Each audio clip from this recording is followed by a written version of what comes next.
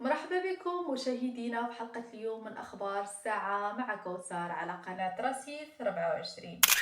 في قضية اليوم غادي نسلطوا الضوء على واحد الملف اللي هز الرأي العام وخلق موجة من الغضب في المغرب، وهي توقيف شخص كيدعي أنه راقي وكان كيستغل هاد الصفة باش يستدرج العيالات ويبتزهم بصور وفيديوهات في مواقف مخلة.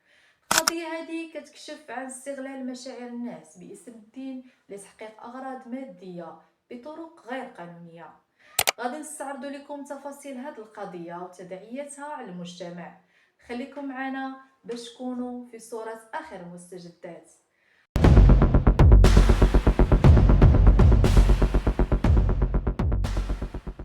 القضية هذه عرفتها مدينة تنغير، كتدور على واحد السيد اللي كيدعي أنه راقي واللي كيبلغ من العمر 40 سنة وعنده القدرة على علاج العيالات بالرقية الشرعية، ويستغل ثقتهم باش يصورهم في مواقف محرجة ويبتزهم بها إلى ما عطاوش الفلوس اللي كيطلب.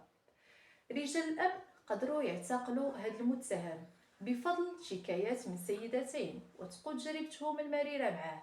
لقاو عنده في التليفون صور غير أخلاقية ديال الضحايا وزيد عليها الطلاميس ووسائل السحر والشعوذة.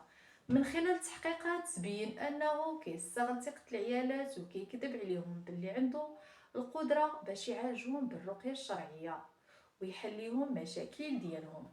دابا هذا الراقي كيتحاكم في المحكمة الابتدائية بتهم خطيرة بحال النصب والتحرش والتشهير والانتهاك الحياة الخاصة وحتى ممارسة الطب بدون رخصة.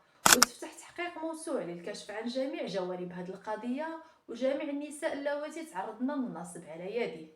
وأكدت النيابة العامة أنها غادي تواصل جهودها لمكافحة هذه الجرائم وكتشجع الناس يبلغوا على أي حالة مشابهة مع ضمان السرية وحماية القانونية للمبلغين.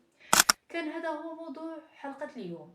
خليو لينا تعليقاتكم بخصوص هذه القضية وبارطاجيو الموضوع مع الأصدقاء ديالكم ودعموا القناة بالاشتراك وتفعيل زر الإعجاب. شكرا لكم على المتابعة ونلتقي مرة أخرى مع قضية جديدة.